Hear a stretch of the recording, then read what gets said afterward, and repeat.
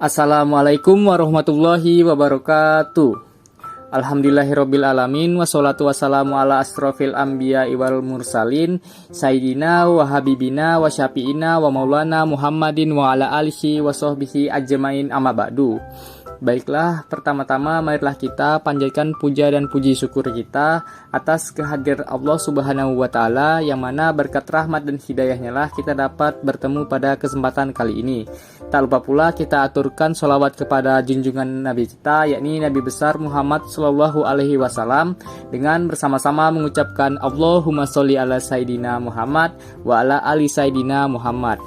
Baik, di sini kami dari kelompok 3 dengan judul materi komunikasi kelompok, mata kuliah psikologi komunikasi, prodi pendidikan agama Islam, dengan dosen pengampu Ibu Sutrianingrum, SPSI, MPSI, psikolog. Kelompok kami beranggotakan 7 orang, yaitu Ayu Kumalasari, Hairunaldi, Nadia Okta, Sasi Kirana, Siska Dea Ananda, Siti Komariah, dan Yesi Ira Hermayeni. Baik, langsung saja kita mulai pembahasannya. Yang pertama, pengertian komunikasi kelompok.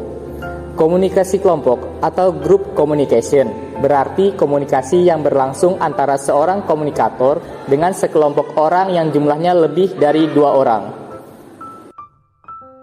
Komunikasi kelompok digunakan untuk saling bertukar informasi, menambah pengetahuan, memperteguh atau mengubah sikap dan perilaku, mengembangkan kesehatan jiwa, dan meningkatkan kesadaran. Macam-macam komunikasi kelompok. Yang pertama itu komunikasi kelompok besar. Komunikasi kelompok besar lebih ditujukan pada proses efeksi dan bersifat linear atau satu arah. Pesan yang disampaikan komunikan lebih tertuju pada perasaan, contohnya seperti kampanye. Macam-macam komunikasi kelompok. 2. Komunikasi kelompok kecil. Komunikasi kelompok kecil adalah kelompok komunikasi yang dalam situasi terdapat kesempatan untuk memberi tanggapan serta verbal, atau dalam komunikasi kelompok komunikator dapat melakukan komunikator antara pribadi dengan salah seorang anggota kelompok, seperti yang terjadi pada acara diskusi, kelompok belajar, seminar, dan lain-lain. Unsur-unsur komunikasi kelompok. 1. Komunikator. 2. Komunikan. 3. Pesan. 4. Respon. 5. Media. 6. Mengartikan kode atau isyarat. 7. Gangguan. Fungsi komunikasi kelompok. 1. Fungsi menjalin hubungan sosial. 2. Fungsi pendidikan. 3. Fungsi persuasi. 4. Fungsi pemecahan masalah dan pembuatan keputusan. 5. Fungsi terapi. Proses komunikasi kelompok. Fase 1 orientasi, fase 2 konflik, fase 3 timbulnya sikap-sikap baru, fase 4 dukungan.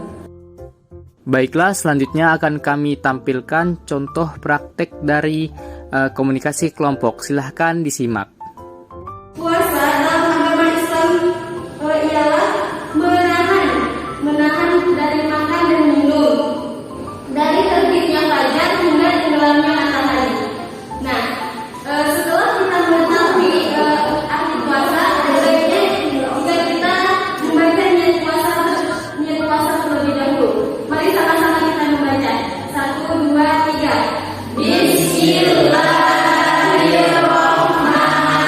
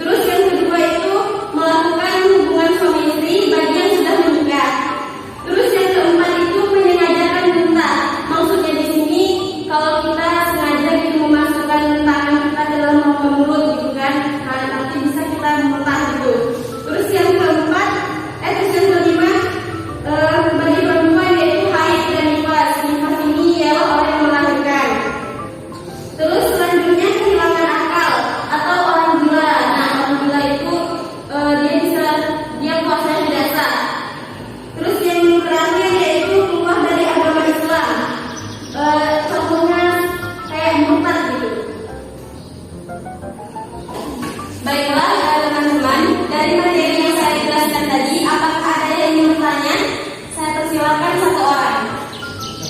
Baik, pada saudari Siska dipersilakan. Izin bertanya, tadi ada beberapa poin yang ingin saya tanyakan. Ada poin tentang haid atau nifas. Bagaimana hukumnya jika seorang wanita mengalami terkena haid pada menit kelima sebelum berbuka? Baik, di sini sesuai sama yang saya pelajari ya. Kalau seorang perempuan dia itu lagi mengalami haidnya itu 5 menit mau berbuka. Nah, di sini ini ada dua keadaan. Yang pertama, kalau misalnya dia itu tidak tahu, dalam keadaan tidak tahu terus sampai dia berbuka, maka puasanya sah. Tapi ini tak tahu. Terus yang kedua, kalau dia sudah tahu, maka puasanya batal. Tapi jika dia menahan tetap tidak makan selama 5 menit itu, maka dia mendapatkan pahala puasanya. Tapi puasanya tetap batal, harus dikodok nanti. Dan ini jawaban dari saya. Apakah saudari Siska bisa memahami? Jawabannya dapat diterima. Ini kesimpulannya jika sudah merasa berarti jadinya batal. Tapi jika dia merasa belum ada sampai dia terbuka, itu jadinya batal. Terus jika sudah dia merasa tapi dia tetap melakukan puasanya, berarti dia tetap puasanya. Iya, tapi puasanya dikodok. Terima kasih. Baiklah, mungkin sampai di sini saja. Saya akhiri dengan ucapan wabillahi taufiq wal hidayah. Wassalam. Assalamualaikum warahmatullahi wabarakatuh. Waalaikumsalam warahmatullahi wabarakatuh.